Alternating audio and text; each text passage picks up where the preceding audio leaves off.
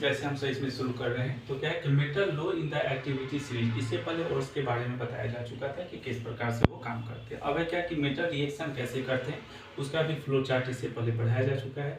अब बताया गया कि जैसे सिनेबर सबसे पहले है क्या कि लो रिएक्टेंट है, तो इसके लिए क्या करने कि इसको चेंज करने के लिए आपको हीट की आवश्यकता होगी। बिना हीट के काम नहीं करेगा, तो इसे ऑक्सीजन की मौजूदगी में हीट किया जाएगा तो यहाँ देखिए mercury oxide sulphur dioxide gas के रूप में रिलीज होगा। फिर इसके अगले स्टेप में आते हैं तो यहाँ देखिएगा फिर से HGO को जब फिर से हीट करेंगे एनर्जी देंगे, क्या देंगे यहाँ पे एनर्जी। अगर हम देते हैं इसमें, अगर एनर्जी इसमें हम देते जाते हैं तो एनर्जी के कारण क्या होगा, फिर ये आपको मरकरी अलग हो जाएगा, ऑक्सीजन आपको गैस के रूप में अलग हो जाता है। इसी प्रकार से जैसे आपको अभी मरकरी का किया गया है, ठीक इसी प्रकार से कॉपर का भी किया जाता है।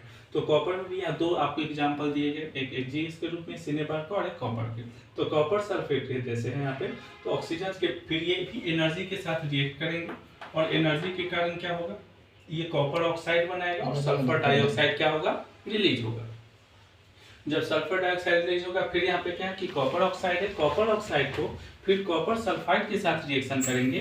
तो कॉपर ऑक्साइड को जब कॉपर सल्फाइड से रिएक्शन करेंगे तो क्या बनेगा, कॉपर रिलीज हो जाएगा और सल्फर डाइऑक्साइड अलग हो जाएंगे। तो इस प्रकार से देखें कि इसमें आपको Hg अलग हुआ है और इसमें क्या हुआ है, कॉपर अलग हुआ है, लेकिन दोनों के लिए एनर्जी की आवश्यकता होगी, यानी बिना ऊर्जा के आप इसे अलग नहीं कर सकते हैं। अब देखिए क्या middle of the activity series में क्या होता है, तो यहाँ जिंक सल्फेट है, जिंक सल्फेट को ऑक्सीजन में बर्निंग करेंगे, कैल्सिनेशन की क्रिया करेंगे। इसमें आप देखेंगे कि रोस्टिंग और कैल्सिनेशन दो चीजें बताई गई होगी।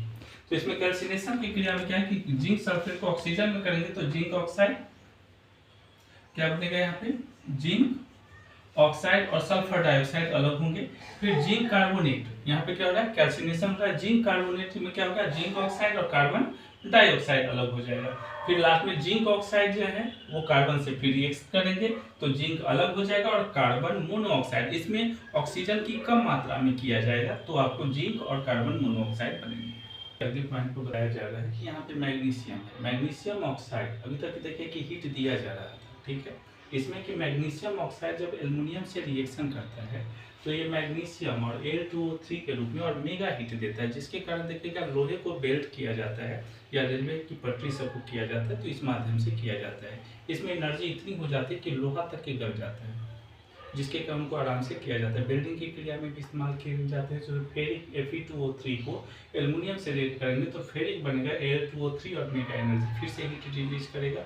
तो दोनों माध्यमों से आपको हीट को रिलीज किया जाता है। आप एक चीज पढ़ोगे इंडोथर्मिक एक्सोथर्मिक, तो एक्सोथर्मिक में भी इस रूप से आप ये रिएक्शन को यूज कर सकते हैं। दूसरे रूप में देखेंगे the top of the activity of series, तो टॉप ऑफ देखे थे इलेक्ट्रोलाइसिस की क्रिया होती है, करंट के द्वारा उसका सप्लाई करते हैं और तुरंत रिएक्शन होता है। तो यहाँ पे क्या है कि सोडियम जो है, सोडियम यहाँ एक इलेक्ट्रॉन को कैन करके सोडियम के रूप में हो गया सोडियम आयन का, और यहाँ क्लोरीन जो है सो दो रिलीज कर रहा है। तो दोनों के रूप में देखिए कि एक होता है प्लस वाले देने का काम करते हैं और माइनस वाले लेने का काम करते हैं, ठीक है। तो इसमें आपको देखेंगे यहाँ पे आपको एक मेटल के माने कॉपर के एक रॉड को प्योर फॉर्म और एक अनप्योर के रूप में है, दोनों को सेट किया गया है। तो यहाँ प्लस पॉइंट पे एनोड है, यहाँ देखिए माइनस पॉइंट पे क्या है, कैथोड है। तो इससे जब करंट की सप्लाई इसमें दी जाएगी तो इसके कारण क्या होगा कि इसके जो हिस्से हैं, जैसे आप देख रहे हैं कि एक तरफ से निगेटिव पॉइंट निकल रहा है, एक तरफ से पॉजिटिव गेन हो रहा है, तो इसके नीचे में देखेंगे कि कुछ हद तक के कुछ कचरे के जैसे कुछ नीचे जमा हो जाता है। तो जनरली इसे हम सब पहले भी पढ़ चुके हैं, उसे गैंग कहा जाता है। क्या कहा जाता है, गैंग कहा जाता है। लेकिन यहाँ पे देखिए तो इसको नाम क्या दिया गया है, एनोड मड कहा गया है। तो इसे भी ध्यान रखेंगे, गैंग को एनोड मड या जिस पे होंगे उसको लिख सकते हैं। तो अच्छे से ये क्लियर हो चुके हैं आपके।